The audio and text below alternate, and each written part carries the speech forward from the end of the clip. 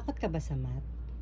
Eto ngayon, i-reviewin natin yung dividing horizontally or vertically. Naku, napakadali naman yan. Oo, madali yan sa mga sanay na katulad natin, ng mga malalaki na. Pero syempre, meron din ang mga bata na nalilito pa sa mga ganitong bago nilang kaalaman. So, eto, horizontally yung pag-divide. Eto yung ating dividend, diba? Dividend. Ito yung ating divisor. At ito yung ating quotient. Minsan kasi hindi pa nila alam eh. Pag vertical naman, itong pababa, hindi nila alam kung ano tawag dito.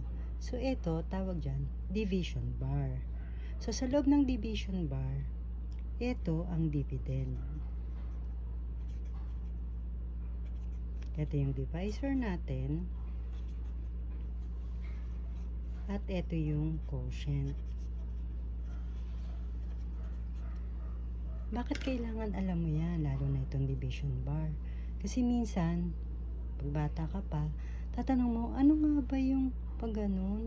Ano yung lalagay doon sa pag ganun? Yung bang una o yung pangalawa?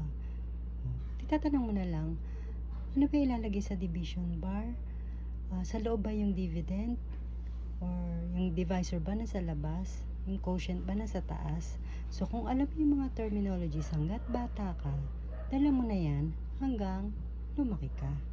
Simple lang, di ba? Pero importante na yan. Di naman yan nakakatakot eh. Kaya, huwag ka na mag-alala.